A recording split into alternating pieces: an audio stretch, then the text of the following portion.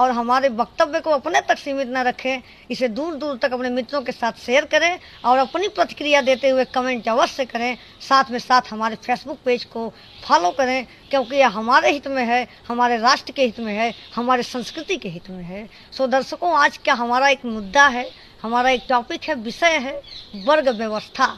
हम अनादिकाल से उत्पन्न हुए हुए सनातन धर्मी हैं, जो राक्षसों के गुरु शुक्राचार्य को भी आचार्य देव भव कहकर संबोधित करते हैं। परंतु आज हमारा सनातन धर्म एक वर्ग व्यवस्था के कारण इतना लचीला क्यों हो गया? यह हमारी विकृत मानसिकता रही, क्योंकि यथार्थ में वर्ग को कहीं न कहीं समझने में हम अपनी भूल कर बैठे और यथार्थ में वर्ग व्यवस्था है क्या, इसको हम नहीं समझ पाए और तमाम प्रकार की जातियों, कुरीतियों, सांप्रदायिक अनावश्यक विचारधाराओं में बट गए और अपनी पहचान को खोते चले गए। अन्यथा हमारा एकमात्र पहचान क्या है कि मैं हिंदू हूँ, जन्म से भी हिंदू हूँ, कर्म से भी हिंदू हूँ। मैं केवल स्पेशली फॉर ओनली फॉर मैं केवल हिंदू हूँ, इसके सिवाय मैं कुछ नहीं हूँ, क्योंकि मेरे रगों में केवल हिंदुत्व की धारा प्रवाहित है। इस विचारधारा के साथ हम आप सभी के सम्मुख वर्ग व्यवस्था पर प्रकाश डालने का प्रयास करते हैं।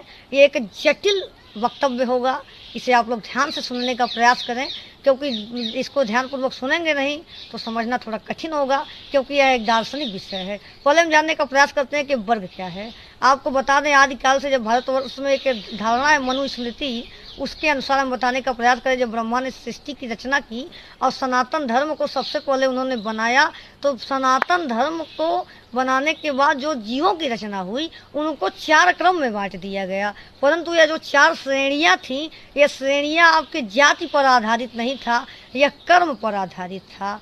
और मानव का जो पहचान था वो उसके कर्मों से होता था, न कि उसकी पहचान उसके जाति से होती थी या जन्म से होती थी। आज के परिवेश में धारणा क्या बन गई है कि जो ब्राह्मण कुल में जन्म ले लिया वो ब्राह्मण है, जो क्षत्रिय कुल में जन्म लिया वो क्षत्रिय है। हालांकि पहले ऐसा नहीं था। यदि हमारे वैदिक सिद्धांत की उस किताब को उठाते हैं, वेदों को पढ़ते हैं, तो पता चलता है कि जो वर्ग व्यवस्था है वह कर्म पर आधारित है। आपको बता दें, ऋषि विश्वामित्र का नाम आप सुने होंगे। ऋषि विश्वामित्र जो थे वह एक क्षत्रिय कुल में उत्पन्न राजा थे, परंतु उन्हें ब्रह्म ऋषि अंत में कहकर संबोधित किया गया।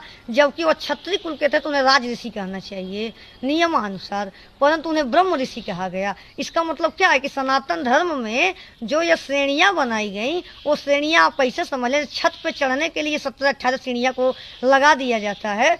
उसी प्रकार आत्मा का दिग्दर्शन करने के लिए एक प्राणी को 4 स्टेज पार करने होते हैं, 4 श्रेणियों को, 4 चरणों को पार करना पड़ता है, योग और तपस्या और कर्म के द्वारा। तब वो ब्रह्म तत्व को जानता है, तब ब्राह्मण बनता है। इसको मनुस्मृति में बड़ा स्पष्ट शब्दों में कहा गया है कि जन्मना जायते क्षुद्र संस्कारात् द्विज उच्यते वेद पाठी भवेत विप्रः ब्रह्म जानान्तु ब्राह्मणा।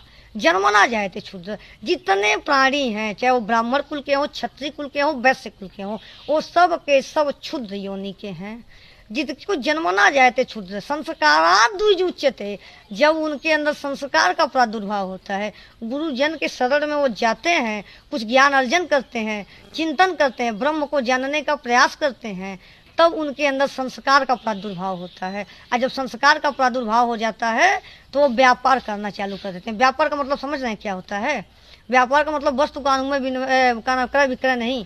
व्यापार का यहाँ अभिप्राय है कि अपने ज्ञान विज्ञान को दूसरे तक हम पहुंचाने लगते हैं और वहाँ से हमारे सत्संग का निर्माण हो जाता है। और जब हम सत्संग करने लगते हैं और उस सीढ़ी को पार कर जाते हैं, हमारे अंदर काम, क्रोध, मोह, लोभ, ईर्ष्या, अहंकार को काट देने की क्षमता आ जाती है। अर्थात विकार के प्रवृत्ति से, विकारी प्रवृत्ति से जब हम युद्ध करने की क्षमता स्थापित कर लेते हैं, अर्थात तो जो ये हमारी विकार प्रवृत्ति है, ये जो हमारे अंदर मानव के अंदर विकार उत्पन्न हुआ है, इसका जब हम दमन करने लगते हैं तपस्या के द्वारा, योग के द्वारा, चिंतन के द्वारा, तब वहाँ से क्षत्रियत्व का भाव आरंभ हो जाता है, क्योंकि वहीं से युद्ध के स्थिति का निर्माण हो जाता है।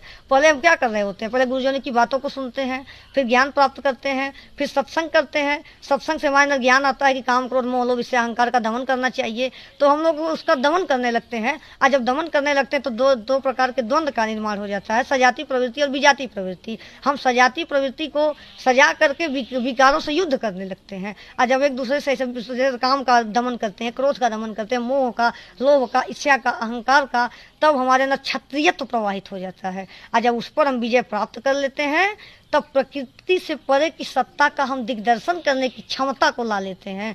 और जब प्रकृति से परे की सत्ता का दिग्दर्शन हम करने लगते हैं तब वहाँ ब्राह्मणत्व आ जाती है। तब वहाँ धारावाहिक चिंतन, मन का समन, इंद्रियों का दमन, धारावाहिक चिंतन होने लगता है और समस्त विकारों से हम निवृत्त हो जाते हैं। उस स्टेज पर चढ़कर हम ब्राह्मणत्व को प्राप्त कर लेते हैं और वहाँ हम ब्राह्मण हो जाते हैं। और जब ब्रह्म को जान जाते हैं तो हम ब्राह्मण न होकर के ब्रह्म ही हो जाते हैं। इसलिए कहा गया सी राम मैं सब जग जानी, करहूँ प्रणाम जोरी जुग पानी। संपूर्ण जगत को हम उसी ब्रह्म में देख लेते हैं, कह देते हैं ब्रह्म सत्यम जगत मिथ्या। इस सिद्धांत पर हम पहुंच जाते हैं तब हम ब्राह्मण बन जाते हैं। यही आपका वर्ग व्यवस्था है और यही सिद्धांत आप आज भी फॉलो करना चाहिए, अपनाना चाहिए।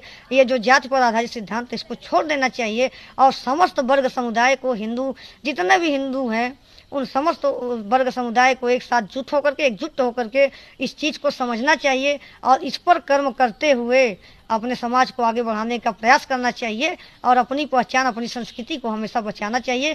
गीता में भी कहा गया चातुर वर्णम मया सृष्टम गुण कर्म विभाग स, 4 वर्णों की रचना मैंने किया। तो अर्जुन ने पूछा क्यों किए प्रभु, क्या आपने हिंदुओं को बांटा? तो कहे नहीं, चातुर्य वर्णम मया सृष्टम।